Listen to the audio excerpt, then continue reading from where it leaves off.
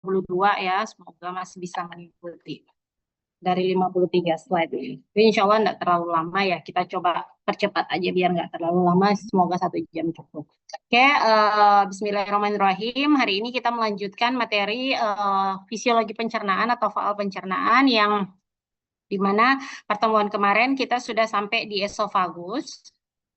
Maka selanjutnya kita akan masuk ke lambung. Nah, ini di sebelah kanan ya, di sebelah kanan atau di sebelah kiri. Kalau kita menghadap ke arah laptop sebelah kiri, ini adalah anatomi atau bentuk daripada lambung. Di mana lambung itu kan dia terbagi atas 3 bagian ya. Ada fundus, ada badan, dan ada antrum.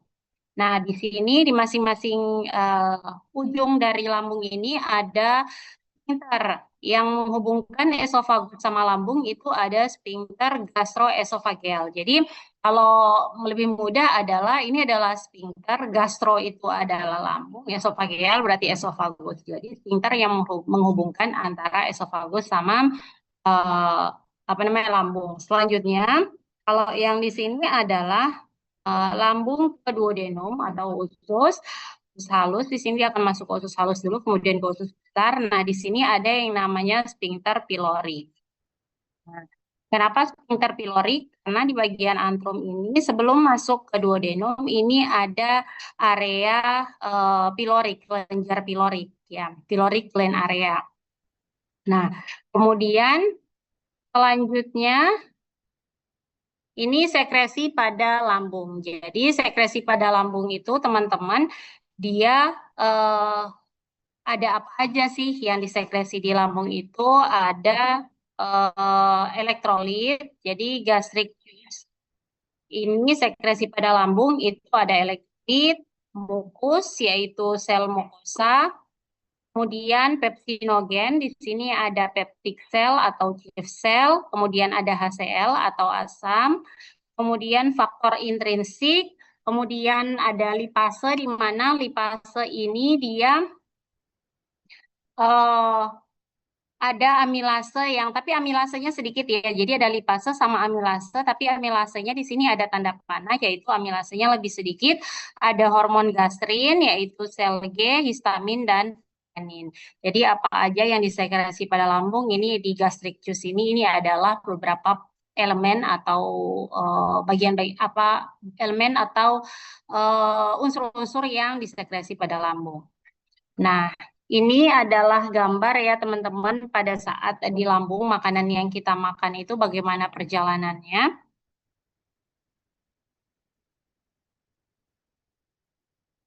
Jadi ada ini pada saat lambung dikosongkan, ini terjadi proses kontraksi secara peristaltik. Kemudian kalau yang di gastric mixing itu masih percampuran. Jadi ada percampuran makanan yang terjadi di dalam lambung. Nah, kalau kita bisa melihat ini ya teman-teman, mulai dari ini bagian perut ya, kena lambung, jadi ada esofagus. Kemudian ini adalah pergerakan kontraksi. Jadi kalau kemarin tuh mungkin ada kemarin atau sebelumnya ya, sebelumnya itu kan ada yang namanya pergerakan secara movement sama pergerakan secara mixing kayak gitu.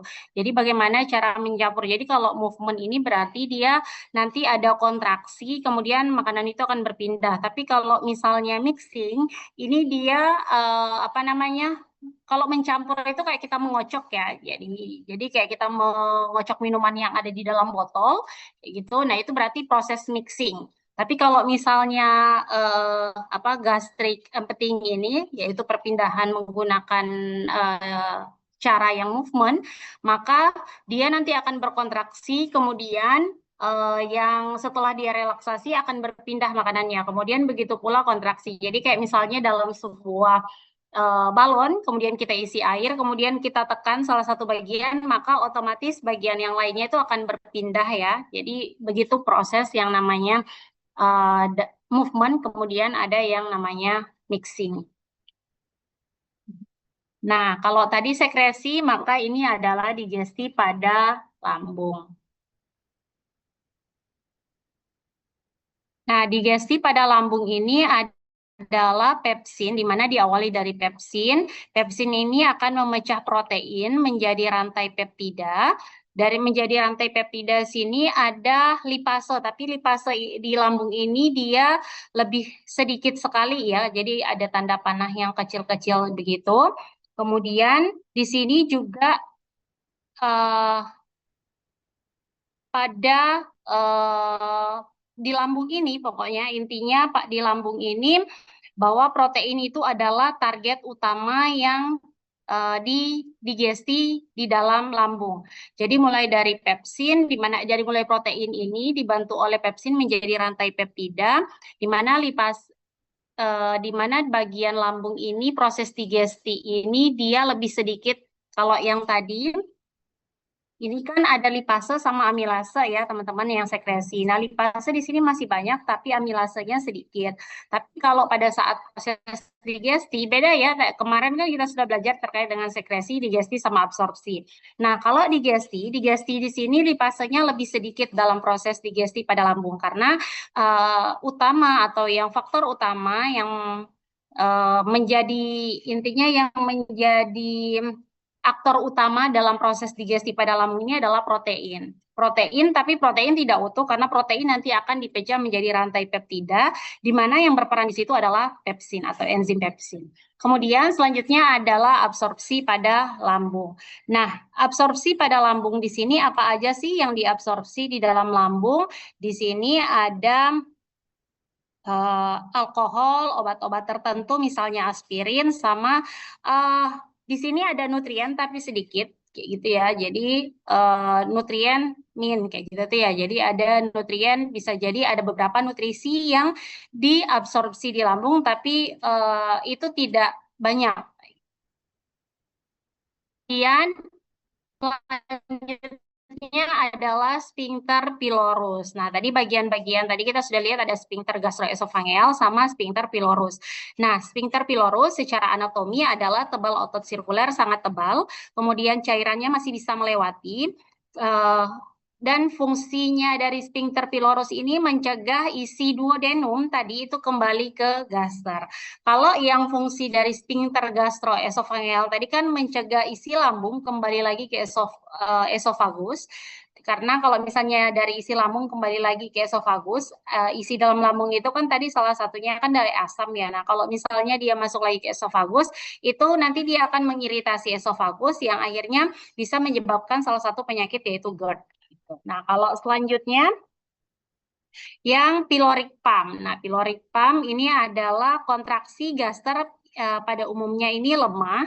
Jadi kalau yang pyloric ini dia kontraksinya itu lemah, kemudian walaupun lemah, tapi dia terdapat kontraksi yang makin kuat 6 kali diawali di bagian korpus. Nah, ini, tetapi terdapat kontraksi yang makin kuat, yaitu 6 kali lebih kuat, diawali di bagian korpus atau kepala, kemudian tadi kan ada korpus, body, sama antrum ya.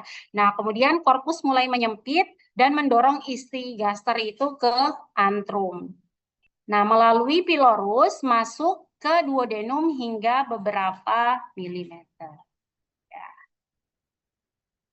Jadi kalau misalnya kita lihat proses pyloric pump ini berarti dia seperti tadi peristaltiknya itu tuh dia menekan, jadi dia ada di korpus itu kan diawali di bagian korpus pada kontraksi, kemudian makanan akan masuk ke bagian body dulu, kemudian dari body dia juga akan kontraksi masuk ke bagian antrum. Nah, antrum itu dia akan melewati tadi yang namanya kelenjar atau pylori gland, kemudian dia akan masuk lewat sphincter pylori tadi masuk ke dalam duodenum.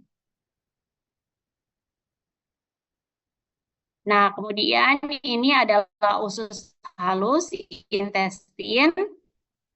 Jadi makanan itu kan dari lambung ke usus halus dulu ya, baru ke usus besar. Di mana usus besar itu kan dimulai dari ascendent, transcendent, kemudian descendent. Nah, kita masuk sekarang ke usus halus.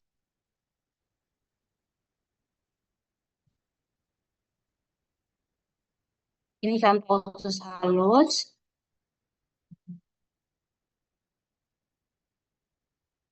Kemudian di sini ada proses sekresi. Yang disekresi di usus halus itu apa sih? gitu. Nah, yang disekresi di usus halus itu adalah getah intestin atau getah usus halus.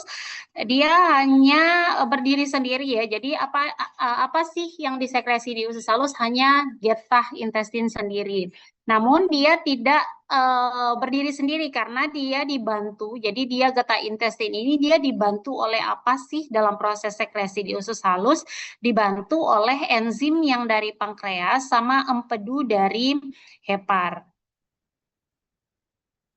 Selanjutnya di sini komposisi apa aja komposisi dari getah intestin yang tadi disekresi di usus halus. Komposisinya adalah mukus, kemudian ada elektrolit, kemudian ada enzim. Enzim di sini yaitu dia berada di epitel mukosa, terutama di bagian brush border. Kemudian enzim apa aja? Enzim yang berada di epitel mukosa ini enzim peptidase, sukrose, maltase, isomaltase, laktase, dan lipase kayak gitu. Jadi berarti tadi lipase ada di mana aja? Berarti lipase juga tadi ada kan ya di lambungnya, tapi dia ada di bagian juga sekresi sama digesti. Tapi di digesti itu dia lebih sedikit dibandingkan dengan proses sekresi. Nah, kalau yang lipase yang ada di usus halus itu dia di sekresi. Ya, karena di proses sekresi. Karena salah satu komposisi dari getah intestin yang disekresi di usus halus itu salah satu komposisinya ada enzim lipase. Oke, kemudian ini motilitas usus halus atau pergerakan usus halus. Pergerakan usus halus di sini dia ada yang namanya mixing kontraksi. Jadi kalau tadi kita sudah lihat di gambar sebelumnya, mixing kontraksi itu seperti kalau misalnya kita mengocok minuman yang ada di dalam botol, maka dia akan bercampur. Gitu kan ya. Nah, frekuensi di duodenum dan jejunum bagian atas itu biasanya paling tinggi. Dia 12 kali per menit. Kemudian kalau propulsive movement atau peristaltik, ini kecepatan rata-rata 1 cm per menit kayak gitu. Jadi propulsive movement ini atau peristaltik ini kayak tadi ya. Jadi pada saat ada kontraksi dia akan berpindah, kemudian kontraksi lagi dia akan berpindah, mendorong kayak gitu. Nah, ini biasanya dia 3 sampai 5 jam dan dia itu dimulai dari pilorus sampai ke katup iliosekal kayak gitu. Jadi setelah dari pilorus itu kan ya sphincter pilorus baru mulai lagi sampai ke katup iliosekal. Jadi dia ke usus halus itu. Nah, dia berlangsung selama 3 sampai 5 jam. Kemudian ada juga proses motilitas di usus halus itu selain kontraksi secara mixing atau propulsive movement atau peristaltik, juga ada yang namanya gerak muskularis mukosa dan villi. Jadi kayak misalnya contoh villi itu kayak rambu-rambu ya teman-teman ya, rambut gitu ya, kayak rambut-rambut kecil. Kemudian nanti makanan itu biasanya itu akan melewati di atas rambut-rambut tersebut kayak gitu. Jadi kalau misalnya contoh kayak apa ya? eh yang mudah dipahami. eh kayak serat-serat ya bukan serat-serat sih. Mungkin kayak bulu-bulu halus yang dimana nanti pada saat bulu-bulu halus itu bergerak, kemudian di atas itu ditaruh misalnya sebuah benda, maka sebuah benda itu akan bergerak melewati sesuai dengan pergerakan fili-fili tadi. Jadi gerak muskularis mukosa dan fili. Jadi dibantu. Jadi nanti ada yang namanya muskularis mukosa atau mukosa yang muskularis ya, berarti dinding kan kayak gitu. Dan fili.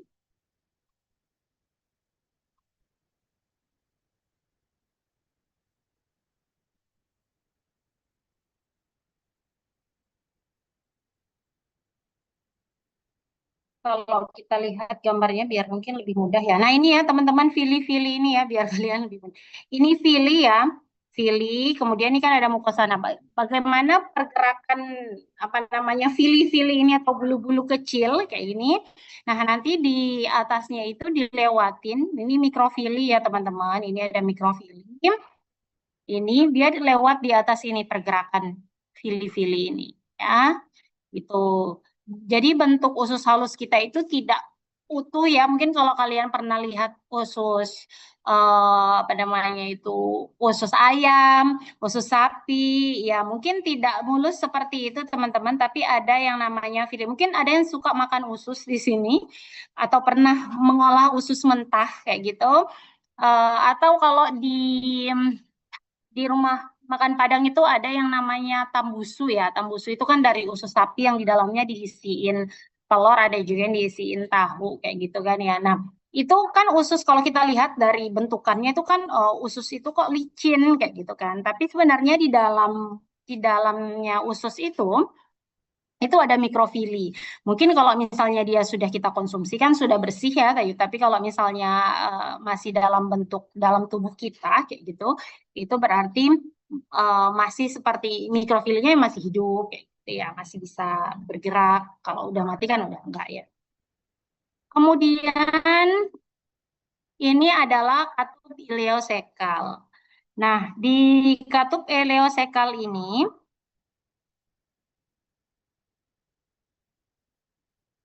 biasanya ini otot ilium menebal. Otot ilium menebal di sini yaitu di sphincter iliosekal. Jadi kalau katup, kalian katup tahu kan katup kalau terbuka dan tertutup, berarti katup itu akan erat kaitannya dengan yang namanya sphincter. Jadi sphincter itu misalnya seperti ini, maka katup itu yang menutup dan membuka. Ya. Jadi ada sphincter ileosekal. Kalau tadi kan ada sphincter pylori. Nah, itu yang menghubungkan antara lambung sama duodenum. Maka nanti ada pada saat di duodenum atau di apa namanya kan ada ilium, jejunum sama duodenum ya, teman-teman. Nah, dari ilium ke jejunum itu nanti itu ada yang namanya sphincter ileosekal kayak gitu.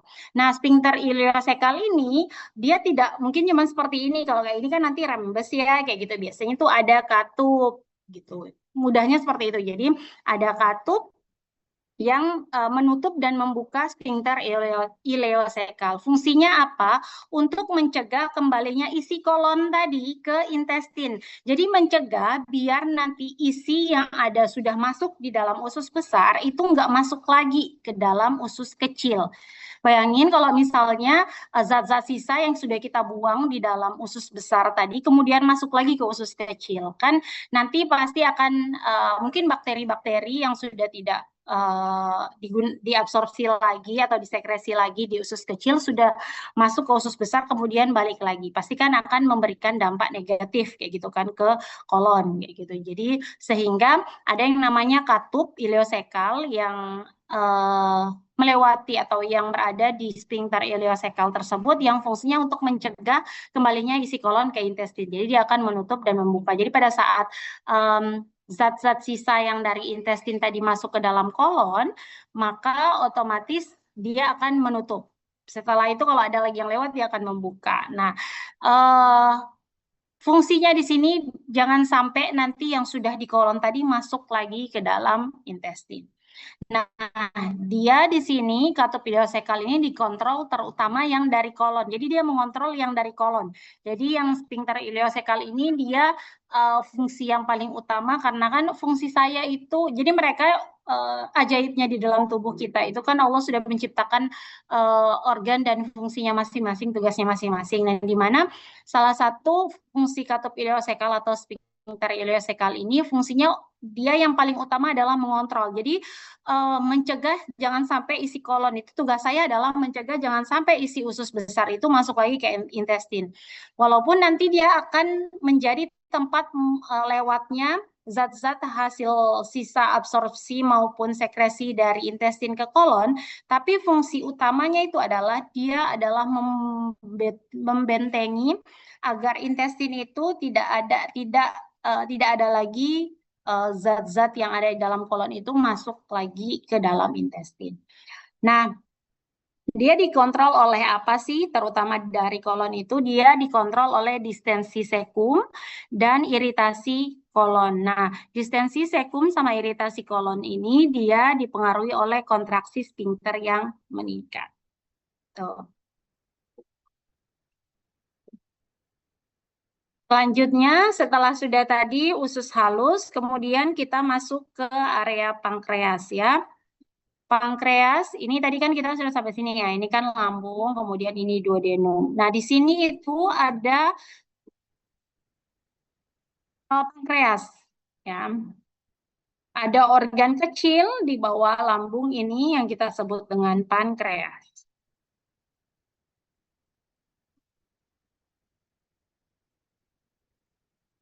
Ini kalau kita lihat ada ditulisnya endocrine portion of pancreas. Jadi kalau kemarin sudah belajar terkait dengan endokrin berarti semuanya dia kelenjar buntu ya.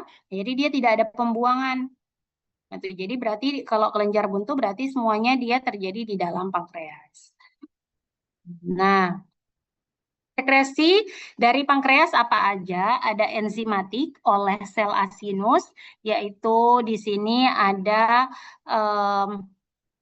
enzim proteolitik, amilase pankreas, sama lipase pankreas. Jadi balik lagi ada lipase sama amilase gitu. Kemudian di sekresi dari pankreas selain sekresi enzimatik juga ada sekresi alkali encer. Nah, sekresi alkali encer di sini biasanya dia dipengaruhi atau diperankan oleh sel ductus yang tujuannya untuk mengoptimalkan kerja dari enzim itu sendiri sehingga dua hal yang disekresi dari kelenjar pankreas itu ada enzimatik yaitu enzim yang ada yang sudah disebutkan tiga ini, kemudian ada juga yang alkali encer yang tugasnya mengoptimalkan kerja enzimatik tadi.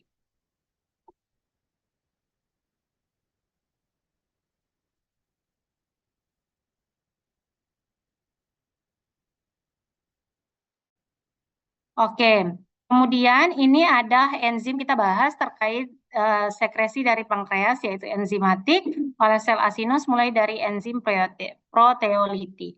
Nah, enzim proteolitik yang ada di pankreas ini dia tujuannya atau fungsinya untuk apa sih?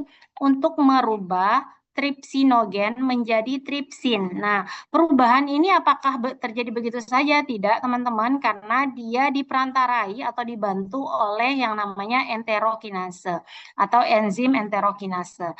Nah, dari tripsin ini dia kemudian ini ya, tripsin, kemudian ada ini kan tripsinogen menjadi tripsin, kemudian ada kimotripsinogen menjadi kimotripsin dan prokarboksipeptidase menjadi karboksipeptidase.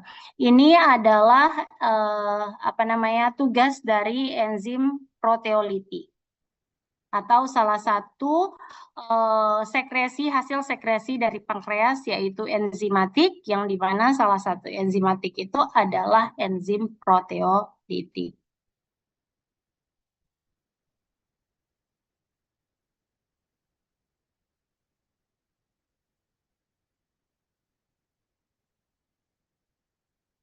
Selanjutnya, nah ini teman-teman sampai di sini udah dipahami belum yang enzim proteolitik? Kenapa sih dia tripsinogen menjadi tripsin? Gunanya untuk apa sih? Kayak gitu. Kenapa apa namanya itu tripsin? Kenapa dari tripsinogen menjadi tripsin? Tripsin ini gunanya untuk apa? Kayak gitu. Jadi apa hubungannya dengan enzim proteolitik? Jadi teman-teman tripsin di sini dia itu fungsinya untuk mengaktifasi dari enzim proteolitik ini. Jadi kalau misalnya tripsinogen tadi tidak dirubah menjadi tripsin, maka enzim proteolitik ini dia otomatis inaktif. Tapi dengan adanya tripsinogen dirubah menjadi tripsin yang dibantu oleh enterokinase ini, dia ini kan masih terjadi di apa ini di pankreas ya. Nah, enterokinase maka otomatis tripsin ini menjadi aktif. Nah, tripsin ini menjadi aktif maka dia akan membantu mengaktifasi enzim proteolitik tadi. Nah, di sini kenapa kok ada enzim yang lainnya? Nah, ini kalau kita lihat ini mohon maaf ya ini kayaknya setelah diganti ke PDF jadi seperti ini dari BPT. Nah, ini Ini dari PDF ke PPT, mohon maaf. Ini itu jadinya jadi dua seperti ini. Bentar ya, ada telepon. Bentar. Kalau di sini yang disekresi ini biar mudah dipahami bagaimana ya menjelaskannya. Jadi karena yang disekresi di sini ada enzimatik sama alkali encer di sini. Alkali encer ini kan tadi fungsinya itu mengoptimalkan kerja enzimatik tadi. Nah, teman-teman apa namanya itu enzim yang ada di pankreas ini sebenarnya itu dalam kondisi masih inaktif ya. Jadi ada yang istilahnya itu inaktif prekursor. Jadi dia akan aktif jika apa namanya itu ada enzim yang mengaktifasi dia gitu. Jadi pada saat ada yang mengaktifasi dia, baru habis itu dia akan aktif kayak gitu. Jadi di sini kalau kita lihat di sini ada prosesnya di enzim ini dimulai dari tripsinogen menjadi tripsin yang dia dibantu oleh enterokinase di sini. Nah, enterokinase ini juga dia sebenarnya apa? Dia nggak aktif sebenarnya gimana ya? Kalau istilahnya itu tripsin ini dia diaktifasi, jadi perubahan tripsinogen menjadi tripsin dia diaktifasi oleh enterokinase ini yang dari duodenum. Enterokinase ini bukan, kalau kita lihat kan nggak ada enterokinase ya teman-teman di pankreas, karena enterokinase ini dia ada yang ada di duodenum. Jadi tripsinogen dia berubah menjadi tripsin karena adanya peran dari enterokinase yang dia akan mengaktifasi tripsin ini yang dari duodenum. Kemudian di tripsin setelah tripsin ini sudah aktif, akhirnya dia mengaktifasi fungsinya tripsin ini dia mengaktifasi si enzim proteolitik ini yang awalnya dia nggak aktif menjadi aktif kayak gitu. Nah, enzim proteolitik setelah udah jadi aktif, kemudian dia akan apa namanya disekresi otomatis disekresi di pankreas. Jadi sekresi dari pankreas itu dia enzimatiknya itu oleh sel asinus. Jadi kemudian oleh sel asinus akhirnya disekresi. Sekresi itu kan penyerapan kembali ya teman-teman ya zat-zat yang masih dibutuhkan. Jadi diantaranya enzim proteolitik bisa disekresi. Kalau belum aktif maka dia tidak bisa disekresi di pankreas.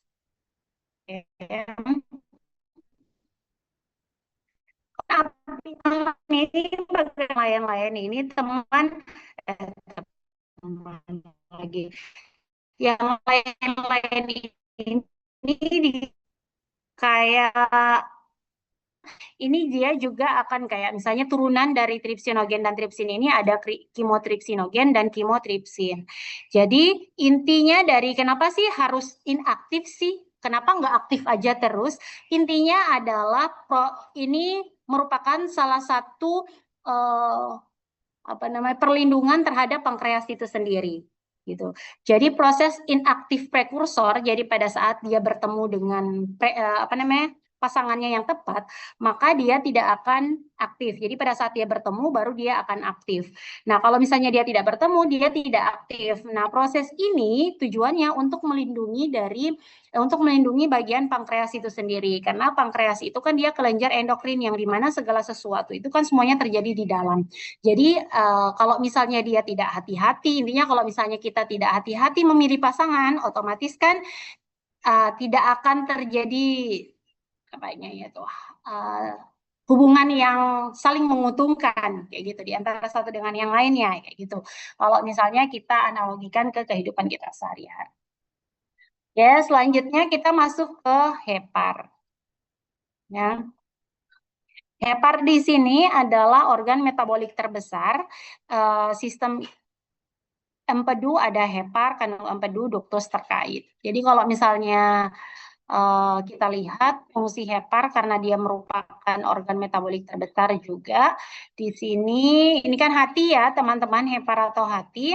Fungsinya untuk apa aja?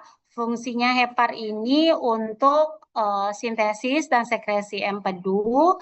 Kemudian dan dia muaranya di duodenum di sphincter Oddi. Kemudian ada pengolahan secara metabolik juga, ada biotransformasi, ada detoksifikasi juga. Yang paling terkenal itu kan di hepar terjadinya proses detoksifikasi ya. Kemudian sintesis protein plasma, ada tempat depo atau penyimpanan. Kemudian di hepar juga fungsinya untuk mengaktifkan vitamin D. Kemudian ada destruksi eritrosit sama ekskresi kolesterol dan bilirubin. Nah, kemudian yang di empedu di sini ada garam empedu, kolesterol, komposisinya atau apa yang ada di dalam empedu itu ada garam empedu, kolesterol, lecitin, dan bilirubin. Bilirubin di sini yang memberikan warna pada empedu. Jadi ada ciri khas ya. Oke, ini adalah sirkulasi enterohepatik. Ini kalau lihat dari gambar ini ada yang bisa menjelaskan belum? Sirkulasi enterohepatik, maka otomatis di sini garam empedu dia disekresi di mana? Dia disekresi masuk ini. Oke, dari ini dia akan masuk ke duodenum, disekresi ke duodenum. Jadi kan bagian-bagian yang ada di hepar itu kemudian dia akan masuk atau garam empedu disekresi ke duodenum.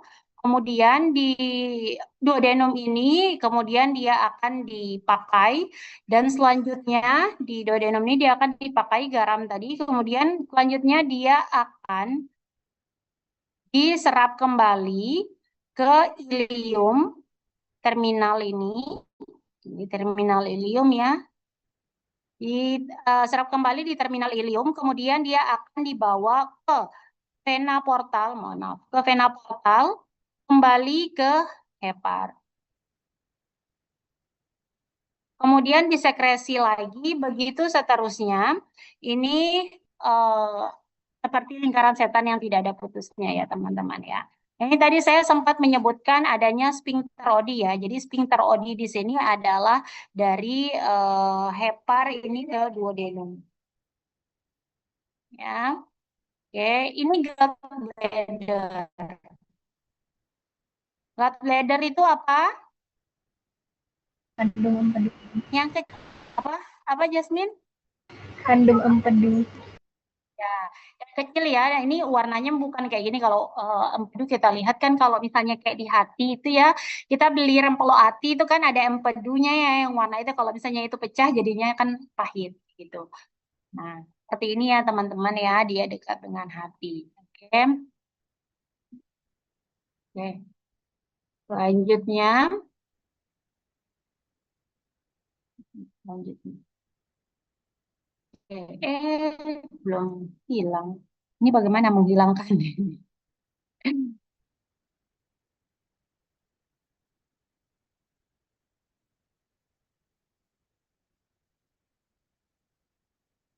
Ini saya buat tapi nggak bisa menghilangkan. Nggak apa-apa itu ada coretan-coretan.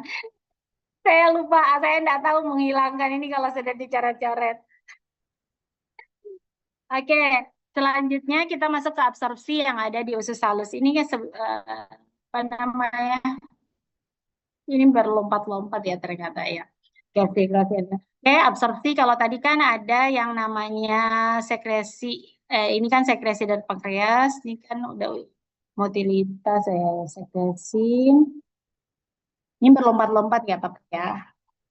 Ya tah. Oke. Ini kemudian absorpsi di usus halus. Apa aja yang diabsorpsi di usus halus teman-teman? Jadi yang diabsorpsi di usus halus itu adalah karbohidrat, kemudian karbohidrat, protein, dan lemak. Karbohidrat apa aja? Maka karbohidrat di sini diantaranya glukosa 80%, fruktosa, sama galaktosa. Yang ini semuanya terjadi di dalam kapiler darah untuk absorpsi karbohidrat. Jadi dia beda-beda ya. Jadi karbohidrat dan protein dia itu diabsorpsi di kapiler darah. Tapi kalau lemak dia diabsorpsinya di pembuluh limfe. Ini mohon maaf, ada juga maaf. Kalau karbohidrat, protein sama lemak di kapiler darah Kalau lemak ada bagiannya sendiri, yaitu ada kilomikron yang dia itu tidak diabsorpsi di kapiler darah, tapi dia di pembuluh limfe. Kalau lemak yang diabsorpsi di kapiler darah itu hanya gliserol sama asam lemak. Kalau protein kan asam amino, itu semuanya di kapiler darah. Tapi kalau bagian yang kilomikron itu dia disekresinya di daerah di bagian pembuluh limfe. Oke, ini adalah digesti dan absorpsi dari karbohidrat itu sendiri. Oke. Jadi kalau kita lihat di sini kan ada fruktosa, galaktosa, kayak gitu ya. Di sini dia ada. Ini ada galaktosa sama fruktosa. Kemudian ini ada glukosa yang dia itu diabsorpsi, mohon maaf ya ini ya. Kemudian dia nanti diabsorpsi dia di kapiler darah. Jadi mulai dari pada saat kita mengkonsumsi karbohidrat, maka gimana sih menghapus ini? Ada yang tahu nggak sih? Seriusan. Ini nggak bisa dihapus ya kalau sudah itu ya? Oke, lihat. Ada yang bisa dihapus nggak ya? Nggak bisa.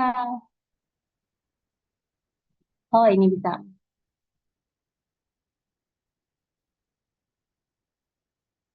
Nggak bisa juga. Apa wes?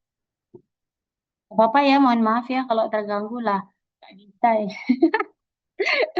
Oke, ini kita mulai ya teman-teman. Ini adalah proses digesti sama absorpsi dari karbohidrat. Nah, mulai dari ini karbohidrat. Karbohidrat ini kan masih dalam bentuk starch sama glikogen ini, yaitu dia masih masuk dalam kategori polisakarida. Ya, polisakarida, kemudian dia akan melewati dari polisakarida, dari ini bentukan polisakarida stretch ini, dia akan berubah menjadi maltosa, sedangkan karbohidrat yang lain akan jadi laktosa sama sukrosa. Nah, kalau sudah diri dari, jadi kalau masih starch sama glikogen, dia ini masih masuk dalam kategori polisakarida. Kalau disakarida berarti dia sudah dalam bentuk laktosa, maltosa, sama sukrosa. Nah, di masing-masing laktosa, maltosa, sama sukrosa ini, dia juga nanti akan dipecah menjadi dua. Jadi kalau laktosa akan dipecah menjadi ini galaktosa dan glukosa. Kalau maltosa dia dipecah menjadi glukosa-glukosa. Kalau sukrosa dia dipecah menjadi glukosa dan fruktosa.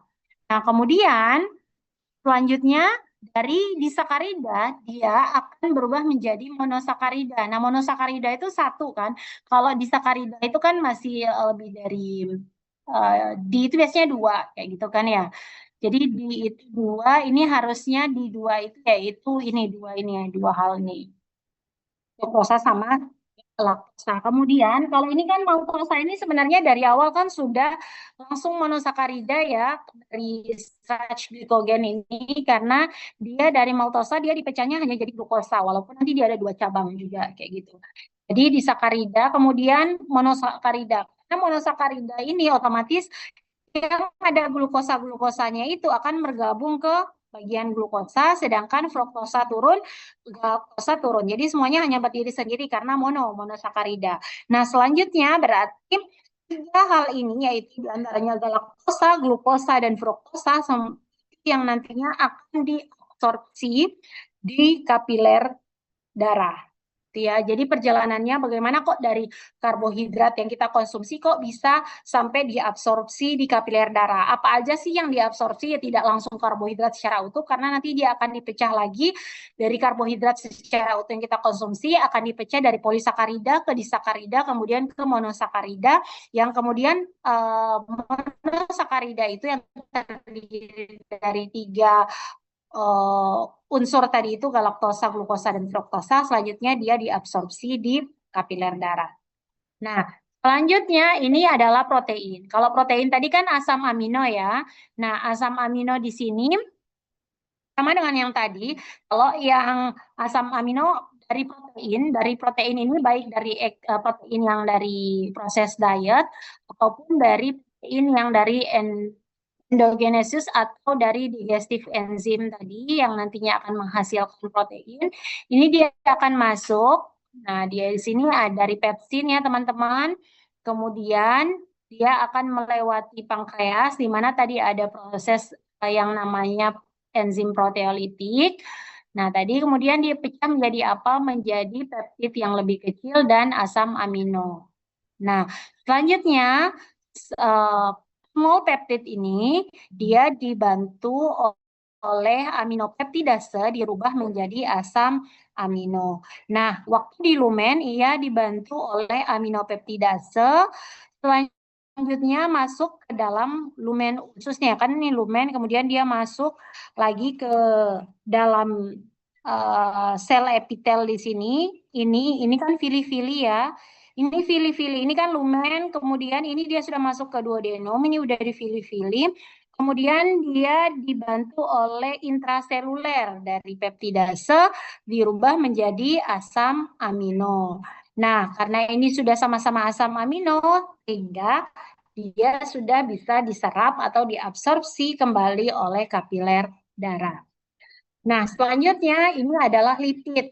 Nah, lipid di sini kan tadi ada dua ya. Kalau lipid tadi itu kan ada dia yang diabsorpsi, yang kilomikron tadi di pembuluh limfe. Kalau yang diabsorpsi di apa namanya kapiler darah ini kan ada yang namanya fatty acid ya atau asam lemak. Oke. Jadi sama mulai dari tadi garam-garam yang tadi itu, bile salt tadi, kemudian dia akan masuk menjadi free fatty acid dan gliserid, mohon maaf. Kemudian ini dibantu oleh pankreatik lipase. Selanjutnya dia akan menjadi bile salt lagi yang nantinya dia akan masuk dalam kelenjar-kelenjar mikrofili ini misel-misel, ini akan masuk kelenjar mikrofili. Nah, selanjutnya ini dia akan berubah juga menjadi fatty acid sama monogliserid, dan monogliserid ini masih akan berubah lagi menjadi trigliserida. Kemudian yang fatty acid juga ada yang berubah menjadi gliserida. Nah, trigliserida ini kemudian dia akan berubah menjadi kilomikron, dan kilomikron ini yang nantinya dia akan diabsorpsi di kelenjar limfe. Sedangkan kalau yang asam lemak tadi tetap dia akan diabsorpsi di pembuluh di kapiler darah. Nah, kalau kita lihat tadi ringkasannya ada di sini, ada gliserol sama asam lemak yang ada di kapiler darah ya. Oke. Tapi kalau yang kilomikron dia ada di sini ya. Oke. Ini adalah, jadi kalau misalnya kita lihat tadi ini adalah kecil-kecilnya misel-misel ini. Kemudian ini adalah mikrofili ya teman-teman ya, mikrofili. Jadi kayak rambut-rambut kecil itu. Nanti yang misel-misel ini akan berjalan melewati mikrofili ini. Nah, misel-misel ini isinya apa? Isinya itu kalau dilihat, misel-misel ini adalah kumpulan atau campuran antara fatty acid sama monogliserida. Ya, oke, ini dia. Ya, ini kalau potongan kecilnya ini 4, ini dia fatty acid. Nah, fatty acid dia masuk ke kapiler darah, sedangkan ini monogliserid tadi dia akan dirubah menjadi trigliserid, kemudian menjadi kilomikron yang nantinya akan diabsorpsi di kelenjar limfe. Oke, itu selanjutnya kita masuk ke kolon. Ada pertanyaan sebelum kita masuk ke kolon, karena habis kolon tuh kayaknya nggak terlalu lama lagi ya. Masih bisa diikutin ya? Semoga masih bisa diikutin. Oke. Kita masuk ke kolon. Kolon fungsi utamanya untuk apa? Apakah untuk penyimpanan? Coba kita lihat. Nah, di sini ada yang namanya proses sekresi. Jadi balik lagi ya teman-teman, kita belajar fal pencernaan ini pasti kita akan berbicara terkait dengan proses yang namanya apa sih yang terjadi setelah makanan itu masuk ke dalam tubuh kita. Ternyata terjadi proses yang namanya absorpsi, sekresi, digesti, Kayak gitu ya, sama ekskresi. Nah, kalau rata-rata setiap organ itu kan pasti diawali dengan apa sih yang disekresi di dalam? Apakah ada yang disekresi atau ada yang tidak disekresi? Karena di awal-awal organ itu kan bagian mulut itu kan tidak ada yang disekresi, kayak gitu. Esofagus juga tidak ada yang disekresi. Bentar ya teman-teman ya. Di sini sekresi pada kolon. Apa sih yang disekresi pada kolon? Ternyata yang disekresi pada kolon itu hanya yang namanya mukus alkalis atau ion HCO3 min. Fungsinya untuk apa? Fungsinya untuk memproteksi maupun sebagai pelumas feses kayak gitu. Jadi agar maksudnya biar feses kita apa namanya tidak kering pada saat keluar. Nah, itu apa sih yang berperan di situ? Maka dia dilumasi oleh yang tadi ini, mukus tadi ini yang disekresi pada bagian kolon.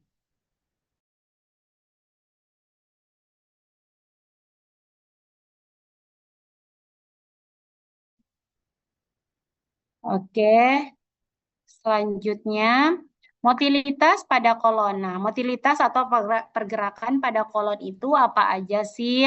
Nah, di sini pada kolon itu cenderung motilitasnya itu lambat dan di sini juga ada dua ya, yaitu ada mixing movement sama propulsive movement. Nah, mixing movement atau yang dikenal juga Hausdorff contraction. Jadi teman-teman di sini kalau misalnya ada pertanyaan nanti misalnya kalau Hausdorff contraction itu jangan bingung ya karena Hausdorff contraction itu sama dengan mixing movement yang dimana dia dikontrol mixing movement ini dia dikontrol oleh plexus intrinsik. Kemudian propulsive movement atau mass movement perpindahan massa itu biasanya dia terjadi 8 sampai 15 jam yaitu dari ileosekal sampai dengan kolon transversum atau transversal. Dari kolon transversal sampai dengan sigmoid massanya itu berpindah itu membutuhkan waktu 1 sampai 4 kali per hari, yaitu biasanya 15 menit setelah sarapan. Itu masanya berpindah. Kemudian pergerakan massa ini akan meningkat, itu biasanya dipengaruhi oleh gastrokolik refleks, duodenokolik refleks, dan iritasi kolon. Nah, kayak gini. Nah, Nah, ini SpongeBob kan ada di kakaknya. Selanjutnya, ini adalah proses defekasi. Nah, proses defekasi di sini, rektum tuh biasanya kosong karena apa?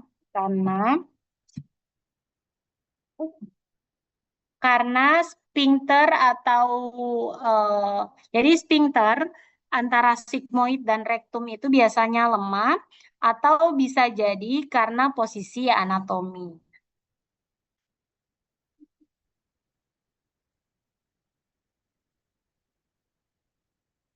Jadi untuk defekasi di sini biasanya proses defekasi biasanya kan rektum ini kosong ya kan nggak selalu ada ya kan kita nggak ada keinginan untuk selalu buang air kayak gitu kan ya. Nah biasanya ini kosong. Nah keinginan defekasi ini muncul kalau misalnya ada feses di dalam rektum. Jadi kalau misalnya nggak ada feses di dalam rektum maka kita tidak ada yang namanya refleks defekasi. Jadi biasanya di rektum itu tuh kosong kecuali kalau misalnya ada feses baru kita tiba-tiba ada yang namanya apa namanya refleks defekasi, refleks ingin buang air besar. Nah, kemudian konstipasi. Nah, apa sih yang menyebabkan biasanya terjadi konstipasi? Ternyata konstipasi itu sering disebabkan oleh sering menunda defekasi, iya kan ya? Karena kita sering menunda defekasi atau misalnya pengen udah ada nih refleks pengen BAB tapi ternyata entah kamar mandinya nggak ada air atau kamar mandinya jauh atau mungkin masih dalam kondisi lagi kuliah atau mungkin ada hal yang lagi kita lakukan nggak bisa ditinggal sehingga akhirnya kita menunda untuk defekasi untuk buang air besar. Akhirnya apa namanya H2O air yang ada di dalam kolon tadi itu akan diserap kembali menjadi lebih banyak kayak gitu. Ya, H2O yang diserap itu akan lebih banyak. Yes, tidak apa-apa. Air yang diserap. Jadi air yang ada tadi daerah kolon tadi akan diserap kembali. Akhirnya yang awalnya mungkin feses tersebut itu dia lembek, akhirnya menjadi lebih keras kayak gitu karena air yang ada di kandungan feses tadi itu sudah diserap kembali. Kemudian yang kedua bisa jadi karena proses degenerasi karena sudah tua juga ya teman-teman sehingga motilitasnya akan menjadi lebih lambat. Kemudian eh, yang ketiga ada tumor ya. Biasanya ada faktor X yang lain ya. Ada cedera saraf dan biasanya juga dipengaruhi oleh diet yang rendah serat atau nggak makan sayur-sayuran atau buah-buahan. Jadi cuman kayak keringan aja biasanya juga salah satu penyebab dari konstipasi. Dan yang paling uh, utama juga itu adalah dari mindset ya emosi kita dari uh, apa namanya psikologi kita. Ternyata kalau misalnya kesehatan mental kita tidak baik-baik saja juga ternyata ngefek di konstipasi. Kalau misalnya kita lagi stres dan lain sebagainya, banyak pikiran, itu juga bisa menyebabkan konstipasi. Nah, selanjutnya kalau tadi sudah sekresi, maka digesti. Nah, digesti di sini ternyata proses digesti itu tidak ada yang terjadi, tidak ada proses digesti yang terjadi di kolon. Sedangkan absorpsi, apa aja yang diabsorpsi di kolon? Absorpsi di kolon itu ada H2O atau air. Jadi air tadi kalau misalnya kita menunda-nunda defekasi, maka air yang tadi itu akan diabsorpsi kembali. Kemudian ada mineral, diantaranya garam, yaitu NaCe, Na sama Cl. Kemudian vitamin juga masih diabsorpsi di kolon, terutama vitamin K yang dihasilkan dari bakteri kolon. Ya, jadi bakteri-bakteri yang ada di kolon ini ternyata masih punya fungsi loh kayak gitu. Dia masih menghasilkan vitamin K sehingga apa namanya masih bisa diserap kembali oleh kolon karena masih ada mineral sama vitamin yang bermanfaat sehingga diserap kembali. Ada suaranya.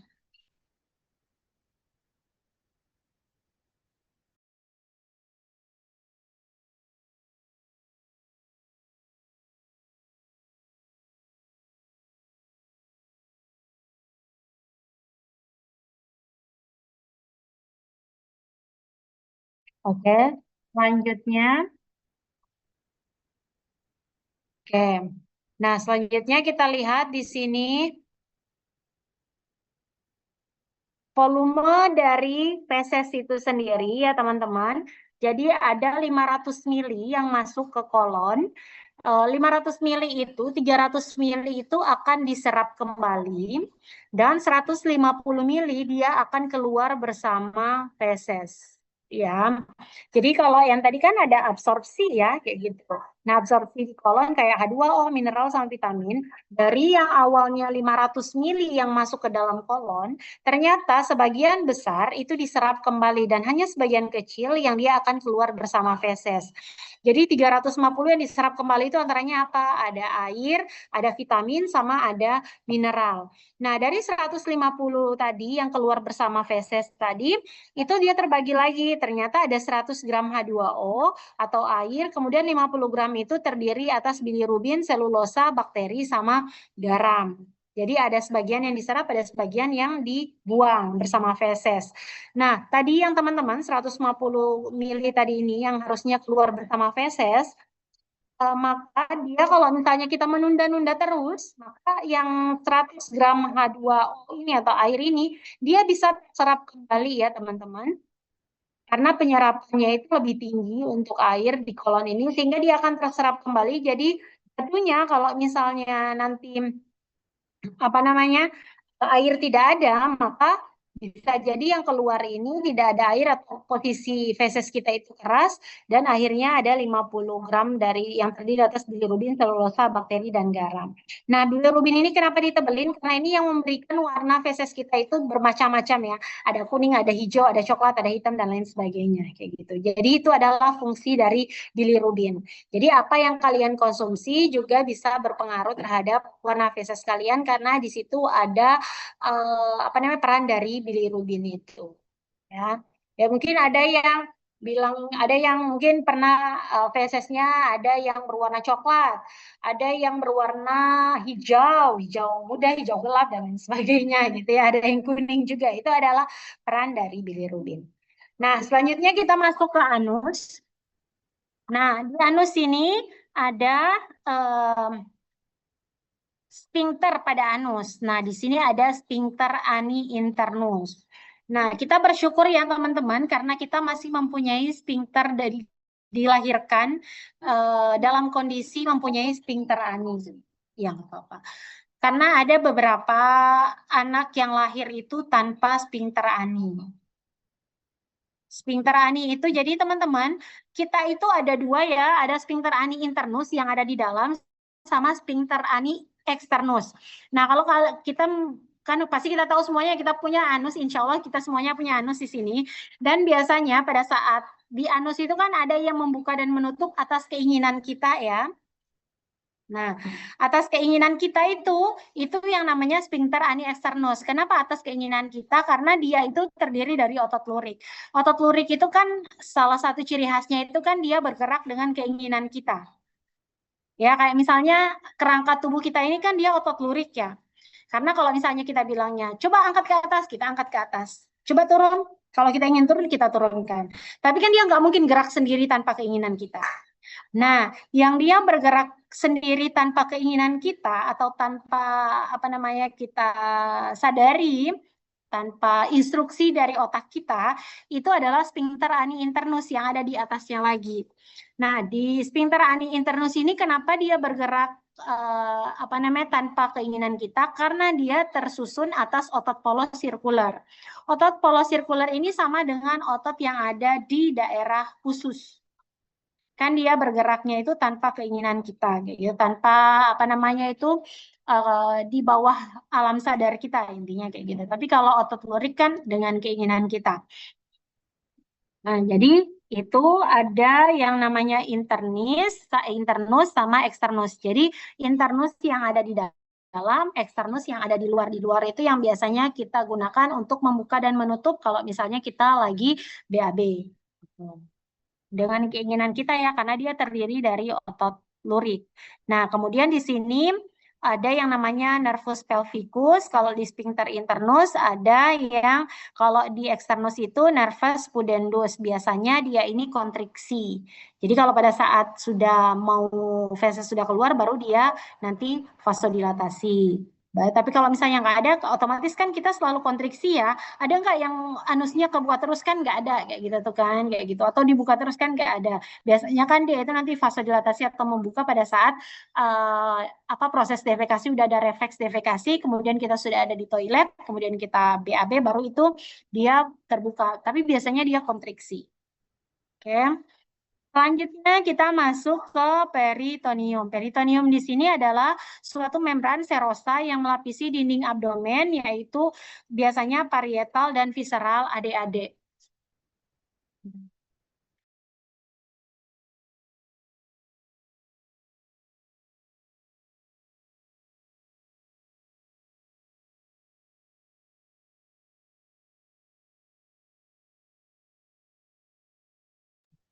Oke, selanjutnya ini adalah waktu lintasan sejak masuknya makanan di dalam mulut kita ya. Nah, ternyata di peritoneum ini ada yang namanya, jadi peritoneum ditambah dengan waktu lintasan, ini atau di waktu lintasan di sini yaitu pertama ada di esofagus. Di esofagus di sini ternyata makanan itu melewati esofagus itu hanya dalam 10 detik. Itu titik 2 itu detik. Kemudian di gaster atau di lambung dia itu makanan bisa bertahan 1 sampai dengan 3 jam.